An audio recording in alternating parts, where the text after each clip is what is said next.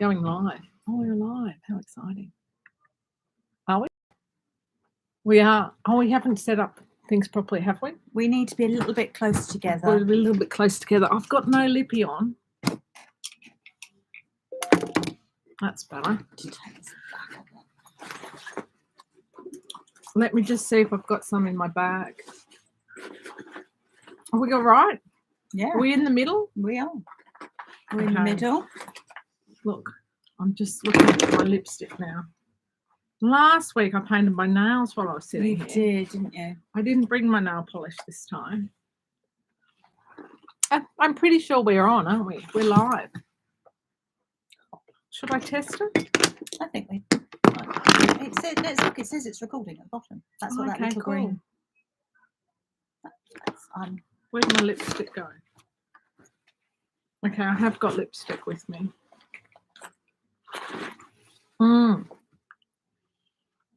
Do you put lipstick on before you go out? Sometimes. I do always. I used to. I feel like I can't go. Always wear really, really bright red lipstick. Mm-hmm. I haven't worn lipstick so much in Bridport because it hasn't kind of felt right. Really? But that's because moving from the city to the country, to Dorset, I've been undergoing a series of changes. Right. Well, that's a good name for a podcast, a series of changes. Oh, no, what about the changing room? I think that's a good name. Yeah, because we're in a changing room. We are in a changing room. Although it's more of a room with clothes than an official changing room.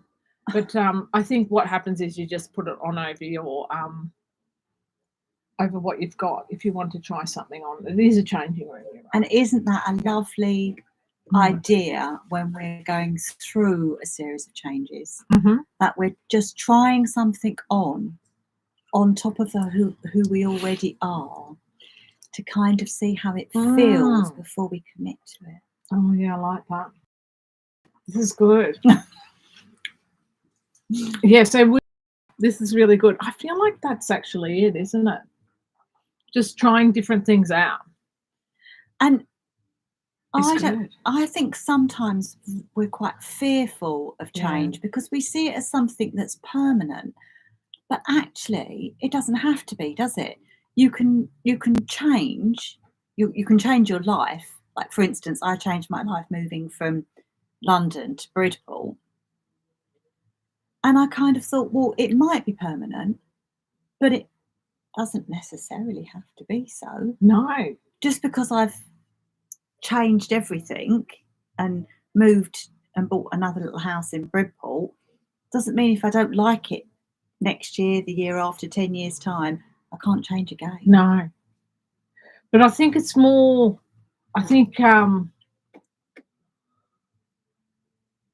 this is right. This is what I was just remembering, something I heard in a podcast yesterday in apropos of what you just said, which was about progress. So maybe not, because, if you move to here and then you move back to where you were, I mean, progress is being made. It's not like you can ever go backwards. No, because aspects will have changed. When we put a different environment, or when we encounter different people or different experiences, that's changing us on a really deep, I'm going to say cellular level.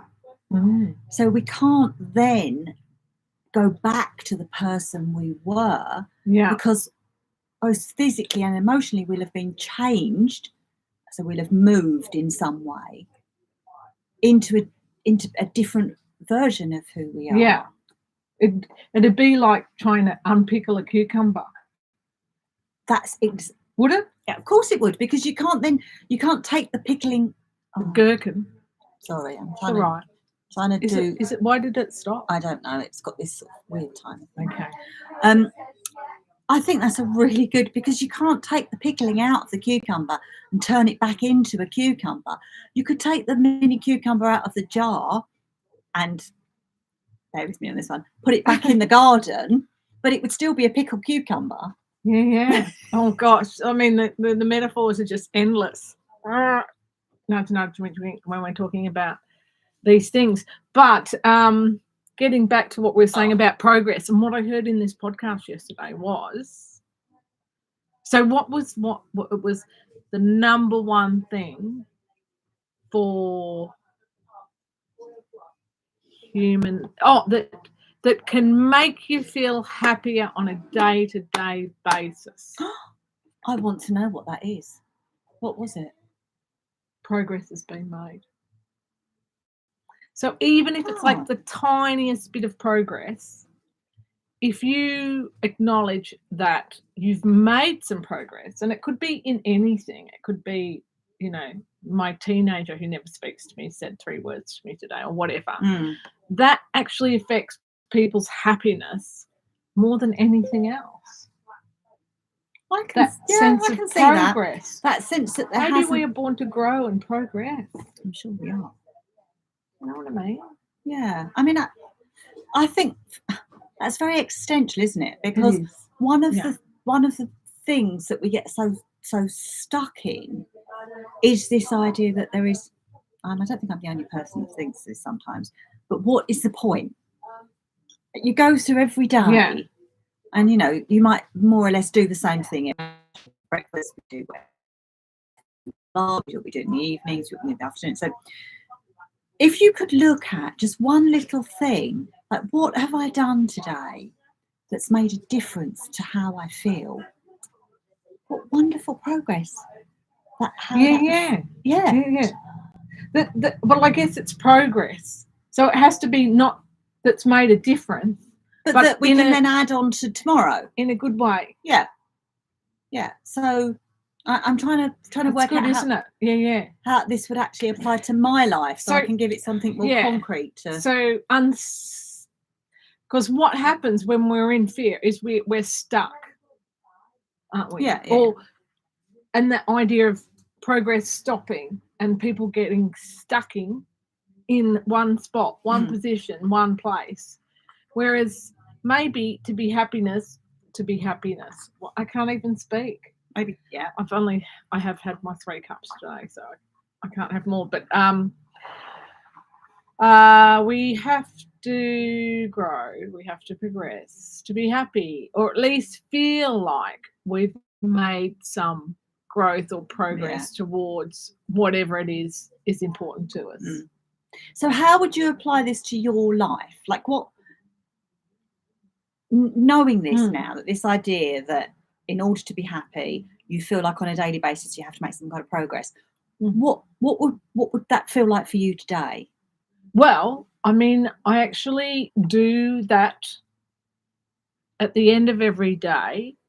I make a list, so I might have some in here. I don't think I've ever written it in this notebook, but I've got lots of notebooks always, and I write a miracle list.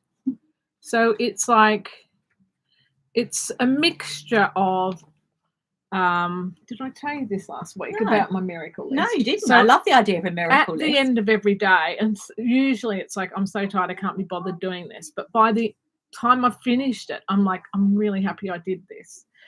And that is to record at the end of every day, not what you did, but anything, and maybe it is a progress report. Maybe it's like any serendipitous things. So, for instance, yesterday, every time I looked at my watch, it was like 8:11, and then it was 9:11, and then it was 10:11, and there was this sort of sense that I was being guided on this path. But there was this sense of serendipity and this is okay.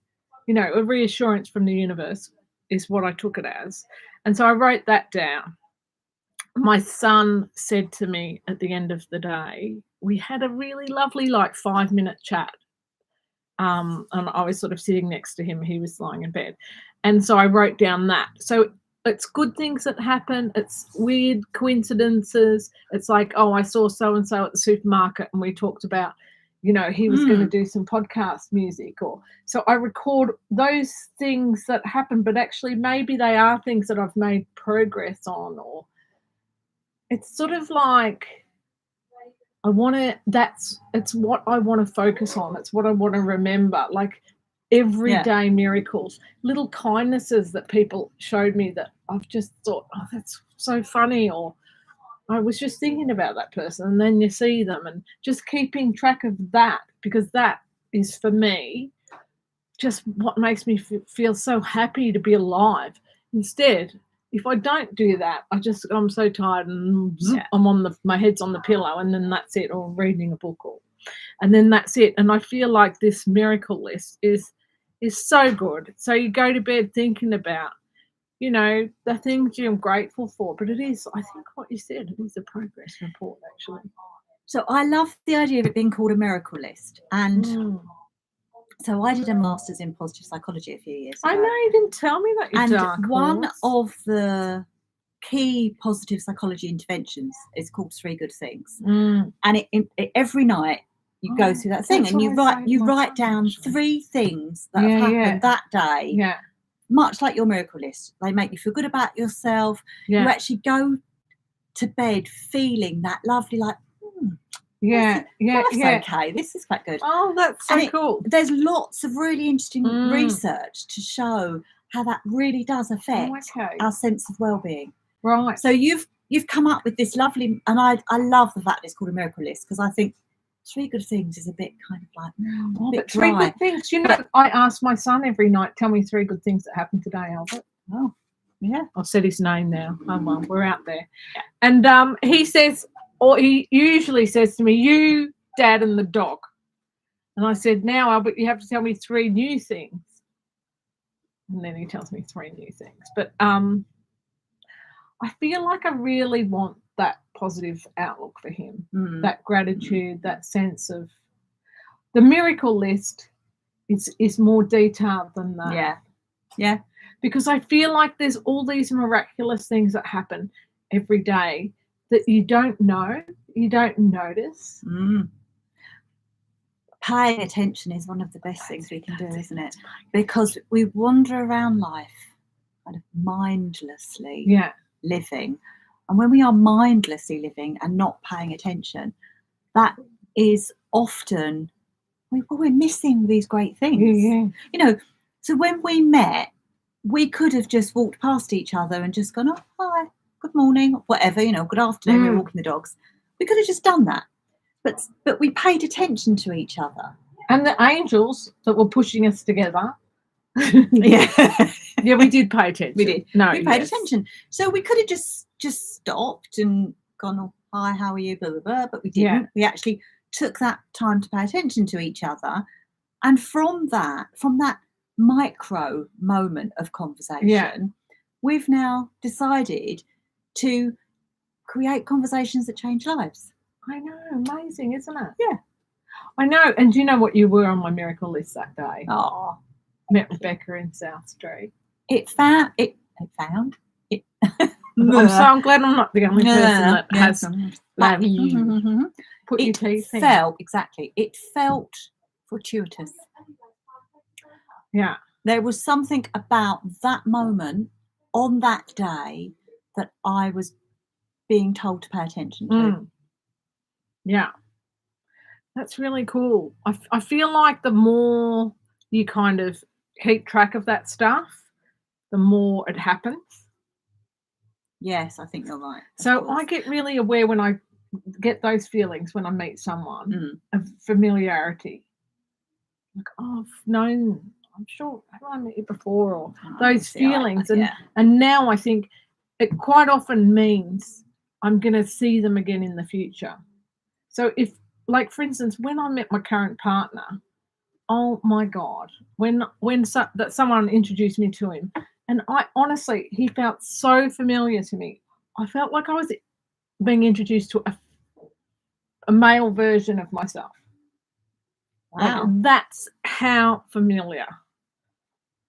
And then, so 23 years and we're still together. But I feel like the universe doesn't give you a timeline. The timeline is very much, it's a Western mind construct of cause and effect. This happens and this happens and then this happens and then this happens. Whereas actually the universe, and whatever you want to call it, gives you the message, but it could be in the future, or it could be a past life. I don't know. But pay attention. That's all I know. I think that is absolutely the key. Pay attention.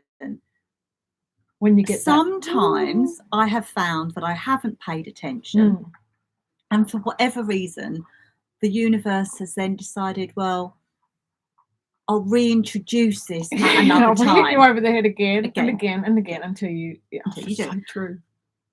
So really bizarrely, a couple of years ago, I was in a shoe shop in Dorchester. And I think I know which shoe shop you mean. There's only one. It was during lockdown. In the Antelope Walk. No, actually, it was a walk. Actually, it wasn't a shoe shop.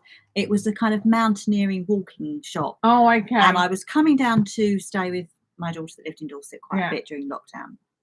We were in a bubble with her, and I needed some walking boots. Yeah. I'd never owned walking boots ever in my life.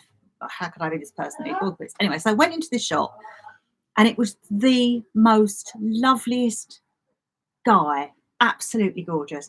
I was in this shop choosing walking boots for probably an hour. Yeah. Now, for a good part of that hour, I was crying. I was going through a lot of stuff in my life in London, and I started chatting to this guy over walking boots, and it was like a therapy session. This poor young boy, I'd say young man. Anyway, we became friends, and we chatted on Instagram. Really? About a year later, when I moved down here, a memory came up on Instagram, like it does, and I shared it in stories. And he messaged me and he went, "That's me in the back of that photo." No way. We had stood next to each other and danced at a rave in London. Hi. We've got a customer. Come on in. I want to buy something downstairs. Oh, okay. And I can't find anybody. Yeah, so they're probably in the horse box cafe down there. Right. You'll have to go and tell them to come to the till, or they're wandering around the shop somewhere. Sorry. Thank you. Yeah, all right. Sorry. I don't know why I have to say sorry. You're sorry. Anyway, so I love this story. So you were at a rave. We had been at a March for Women, event that I was covering as a journalist, and he is in the back of my photo. That's unreal. The universe needed us to meet. Yeah. We didn't pay attention to each other on that day, even though we were dancing next to each other. So it took me to come to Dorchester to meet this person who I needed so much to meet. You don't know, but you don't know why. No. I feel like I was meant to meet my partner, and I think you stay together with people until you get the lesson. And then you've got, of course, every day you've got a choice, but I still think in long-term relationships, you got to keep going till you get the lesson. And I feel so grateful for the lessons that I've got from Peter, actually.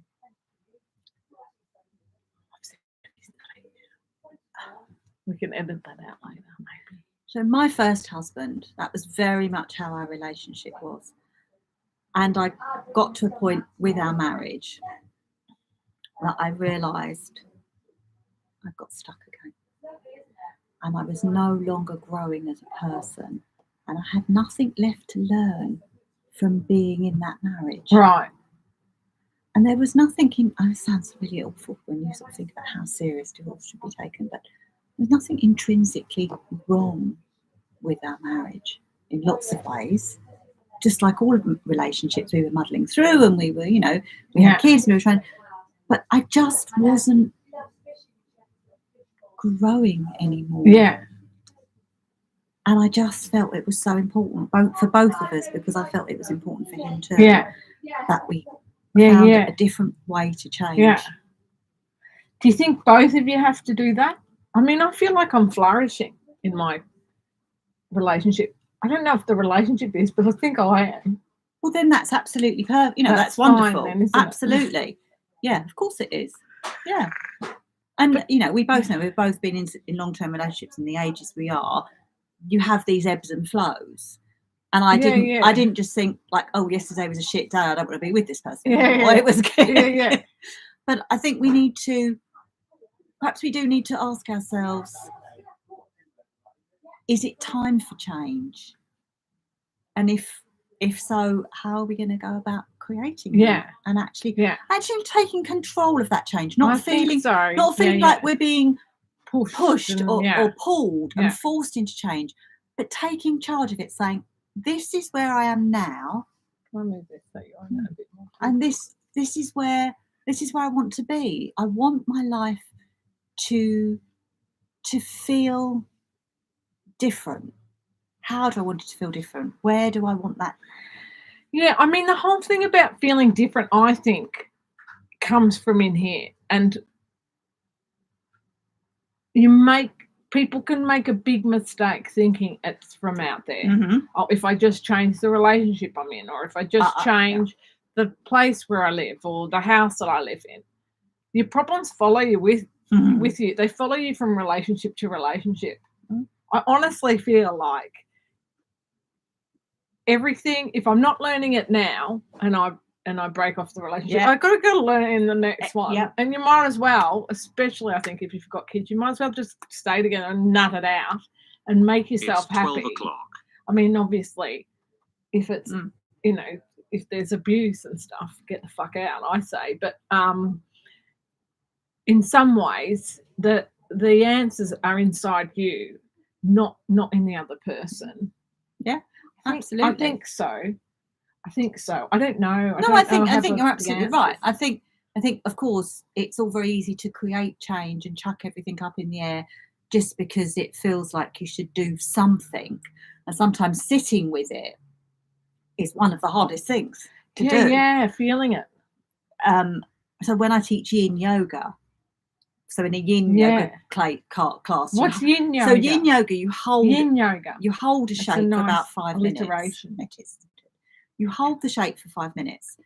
And I say to people, it's not about, most people start to fidget around 2 minutes in. And it's not because it feels physically difficult, but it feels really emotionally hard to sit with that stillness inside you. That's so good. I think I need to come to your yoga class now. And that I'm definitely coming. Oh no, do that. It's bloody brilliant. That for me, learning to sit with that feeling, whether it's through meditation or through yin or through any kind of practice where I just have to be, and I do find it really challenging because I'm naturally the kind of person that will move quite quickly. Yeah. And so that's been really interesting for me, that I can sit with all of that stuff, and sometimes in just sitting with it, it moves without me having to do that stuff. And sometimes in just sitting with it, it moves without me having to do anything. Yeah. I mean, I'd like that mantra, you have to feel it to heal it, for sure. Yeah, absolutely. But that sounds awesome. I think especially for like today's scrolling, age of distraction. If you don't like feeling something, then you can just go on to your phone, pick up your phone and start scrolling or whatever, and just ignore or, sublimate that bad feeling with something else. But we were talking about that this morning, weren't we? Not sitting with stuff, just checking out. Yeah. Like I was telling you, I checked out last night on that movie on Netflix. It was so good. I can't even remember the name of it. It was it's so in my head. It was really powerful about this woman whose father lived alone, and he was struggling. Like he kept the house. It was just getting to be like a tip, and so she employed a housekeeper for him. Oh, Spoiler I alert. saw that last week. Alert. I mean, it was number one on Netflix. The so sailor, probably everyone's the sailor and her lover, something my like sailor, that. my love, my sailor, my sailor, darling, my or love. something. My love. Yeah, that's it. Oh, my it sailor, was my love. that film. So shivers now. It was really full on. It was, and it was poignant. Not really. And yes, it had sadness and it had joy to it, but it left me with this sense of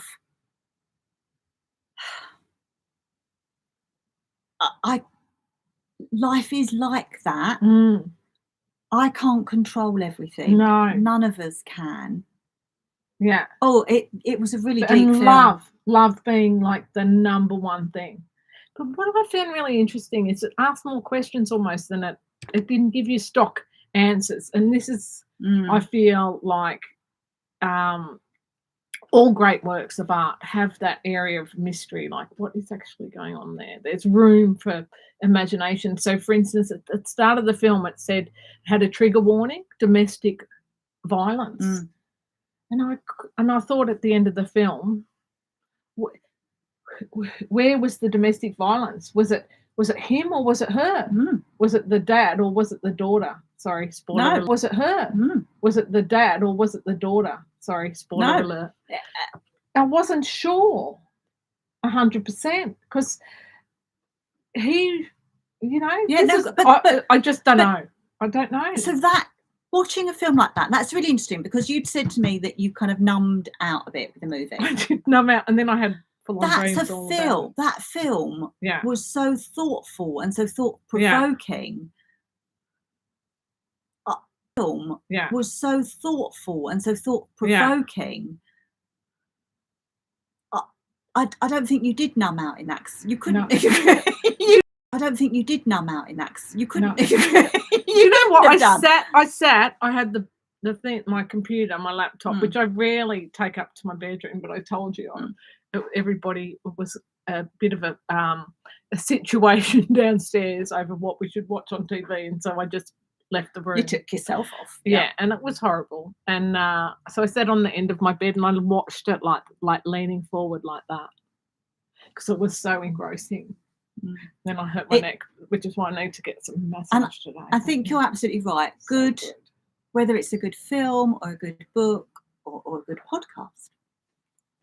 Like this, yes. This is a good use of time. It makes you ask more questions about yourself. Yeah. Art has always reflected who we are. We project ourselves. I was saying to you, when I'm reading, I am that person in that book. And I numb out like that because I don't think about anything else. And we project ourselves into those situations and become completely absorbed. Yeah. And that's the opposite of social media. Because social media is programmed for us not to do that. Yeah. Because we can't find ourselves. So we're scrolling because we can't find ourselves in what we're seeing on the screen. So we don't stop. No, it's sort of just like, oh, they're on a beach in Thailand, I'm not. Is that what you mean? Well, I mean, there's not enough time. In a film, you're just flicking. In a film, straight away, a good film will hook me in and I'll be thinking, oh, what if I was looking at these people? What if I was sitting in the cafe looking at these people? Or what if that was me? When I'm flicking on Instagram, I don't have that sense of connection with what I'm seeing. So my brain is just not engaging. Yeah. Whereas a good book or a good film or even a really immersive piece of art that I can't take my eyes off of, and I'm looking at all the various pieces, I've stopped and I'm asking questions of myself. How would it be if I was having that experience? Yeah. Does that make sense? Oh, totally. I mean, certainly I experienced that because I dreamt that I was going. I didn't know, but I don't know which character I was in the film. I was myself, and I was going to visit this house in Ireland, which had become a tourist attraction from the film. And up the top was a library. It was a massive library, like Daunt bookshops. It was like this massive open library. You're gonna tell me what my dream is. It was this massive open library, like beautiful wood everywhere, like a church or something at the top of the house. And I was wondering whether or not to tell Mum I was going there. And on the way there was a guy, and I was going to meet my old friends at this library at the top of this house overlooking the sea in Ireland. And I really wanted to introduce them to this new love of my life, who, I mean, I just woke up thinking about him and just totally in love with this person. I don't even know who he is, but I could describe him. I could paint him. It's so clear.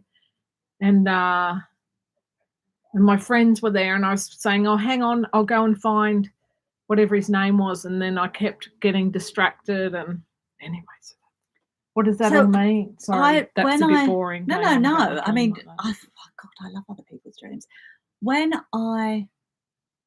My understanding of therapy, and I have done quite a bit of psychotherapy training.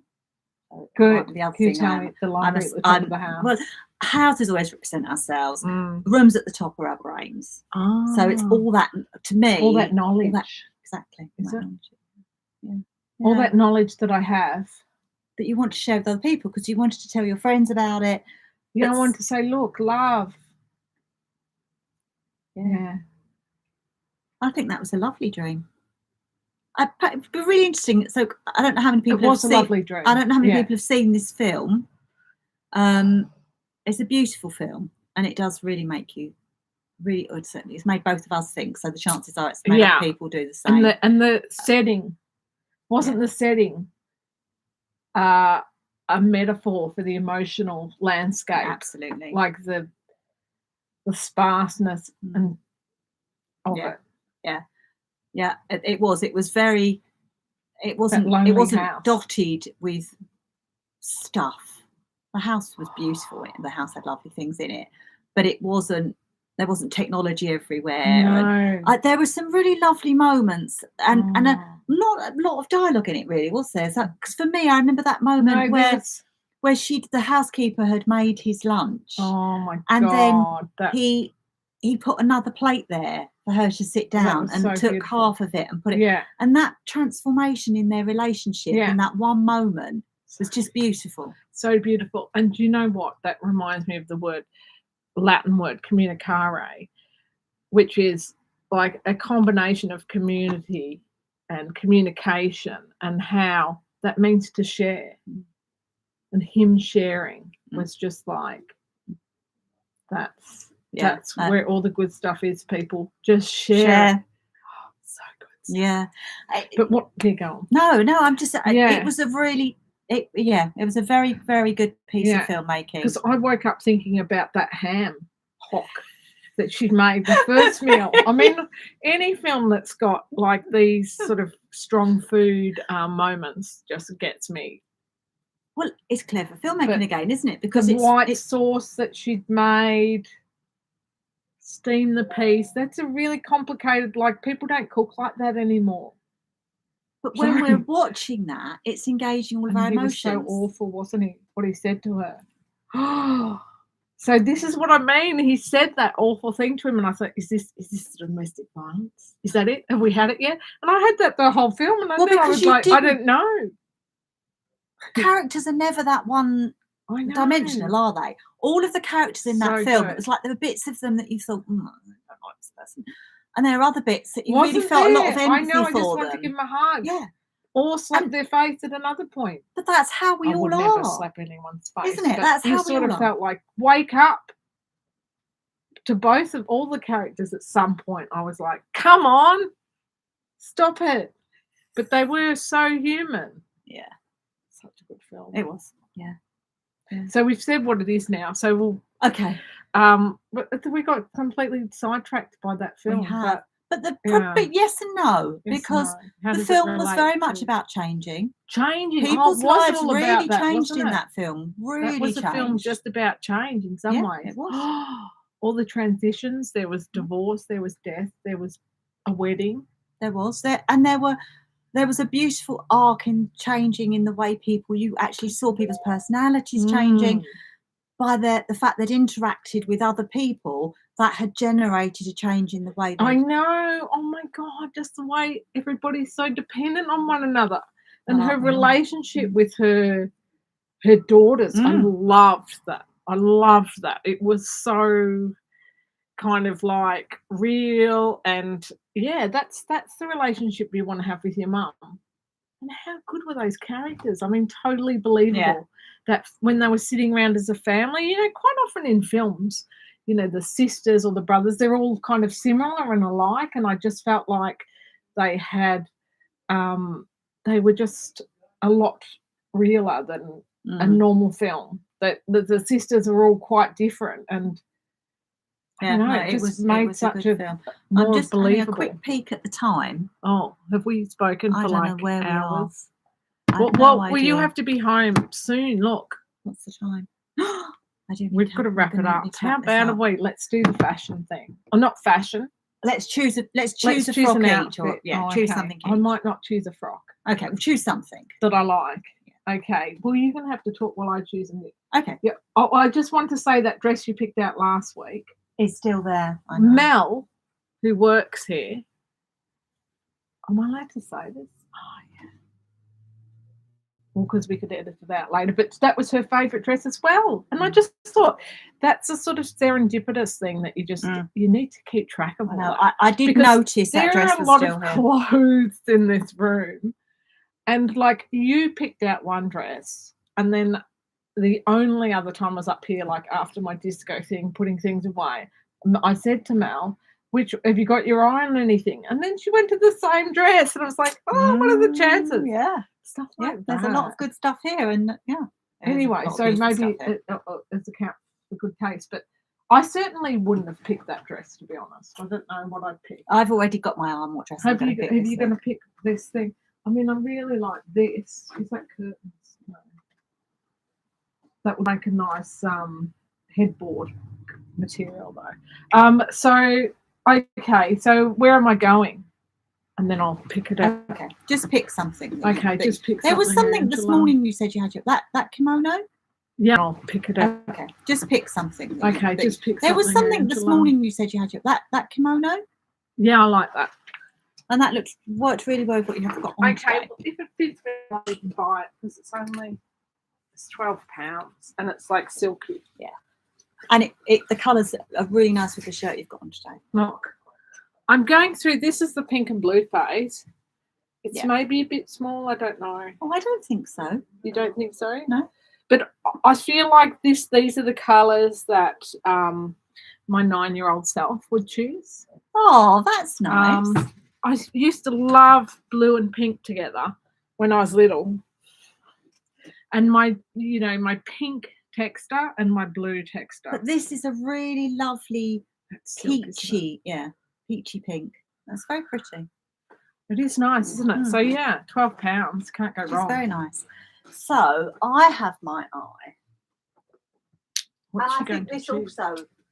also connects with my much younger self. Yeah. Oh my goodness. That's fabulous. So this dress is obviously very 1970s. Yeah. Oh, it's so good. Can you go and put it on? Go no, on. I haven't got go time. over there. Really? Oh, you haven't got time, have you? But this dress. Can you wear that next week if it's still here? Because that looks really good. Oh my God, this dress might. You're going to buy it. But it looks quite good with that hat too, because the black dots and the black dots. So I had a dress that was so good. That was chocolate brown polka dots like how long it is. When I was about 7. Oh my God, now I'm getting shivers. It is just about the dresses you had as a kid, wasn't it? And this dress reminds me of a birthday dress that I had. Oh, and beautiful. Bizarrely, my dress that this is reminding me of was chocolate brown and cream spots. Right. Very similar shape with a little brown velvet waist like this. Yeah. And the boy that became my husband, the father of my 2 daughters, my sister bought this dress from his mother's shop. What dress? So it's the dress she that bought I had. the dress So my sister from the my shop. sister bought me this dress for a birthday How present. old? So I was 7 and my sister was 18, 19. Oh, okay, because that's what I couldn't get my head around. Yeah. So she bought me this dress for my birthday to wear for this birthday party. And many, many years later, the shop that she bought it from, I ended up going out with that shop owner's son, who became my husband. Wow. That's so there's cool. a lot of so stories. He was probably into women that liked pretty dresses. Yeah, there was a lot. There's every dress tells a story. Oh my God, look at this black velvet ribbon around the waist. Really, really pretty. That's so gorgeous. So this reminds me of if anybody is from the northern suburbs of Melbourne, they'll know that there was a shop in Moonee Ponds, a really posh shop called, it probably wasn't, I mean, it was not super posh for Melbourne, Pauline Marie, I think the name was. And she had all the prettiest dresses for little girls. And you would have bought a dress like that in a Pauline Marie, or possibly even George's. My grandmother took me to George's once, which was a really posh department store in Melbourne, and bought me a navy blue and white spotted dress with like a boat collar with some rickrack around. A bit like the Laura Ashley collar dress. Like, do you know what? I looked at that too. Okay, I looked at that. So this reminds. Okay, I looked at that. So this reminded me of another dress I had that was red and it had a boat. But isn't that a great collar? This boat. Is this back? Sailor collars. I mean, that was so very this Laura Ashley dress early would have been, 80s. well, this dress sailor would have been collar. from the 80s. Yeah, this is definitely 80s. Yeah. Yeah, so I had a version of this which was drop waist and red with a sailor collar. Oh my God, how good was that? This was just so good. Anyway, I love this conversation. I don't know if anyone else is going to love it, but that's what we're talking about. We decided. Tell me if I should buy this, folks. I think it looks really nice. Thanks. But then what colours am I going to wear under it? Because I'm not going to wear a shirt under it. Everything. I could wear this. So black. we were having this conversation earlier, weren't we, about colour palettes? Yeah. Blue. I don't think there's any such thing as colours that don't work together. I think you're right. Personally, you know what would look really nice under it? That sort of banana, that gold of that dress. That's lovely. No, not the black. Well, that is black. That's beautiful. That is lovely. But that would be nice with that brocade, I suppose. God, that is beautiful, isn't it? But you know, any of the blues, denim, gorgeous for denim. That is gorgeous. Well, here we go. We've got a bit of a spots theme happening, but that would look nice under that. That would look very nice on that. I think this would be the one, except that's not going to fit. Okay, let's wrap it up. I need to wrap. You've got to go. I have to as well. Yes. Thanks everyone for coming. Move over into the screen. We'll just say goodbye. Okay, so we've talked about change today. That was good. The changing room. I think we're pretty clear now why it's called that. Yeah. And that's yeah. And I think what we'd said was we're going to do a few kind of pre-episodes, if you like this, aren't we? Yeah. We talk to each other so we get some idea, like acting out live, trying on our new persona as changing room podcasters. Different hats. Yeah. Until I've got hat hair. We'll do a few like this, and then we'll kind of we'd have nailed the format by actually rehearsing it through, but using that live. Okay. And then we'll launch, and we'll have guests, and we'll talk through these things with other people excited. Too. Okay, thanks, Rebecca. Really nice to see you. Have a great week. And you. Have a great week, people. Bye. And what's our sign-off thing? We should have a thing that we sign off. We were going to do a poem. Oh, yeah. I've got a really good one. I wrote it this morning. Shall I read it? Please do. I mean, I don't know if it's good or not or what, but the poem that I wrote this morning, because I put them on my thing, but I have to, I know it was about the sea, so if I do the word sea,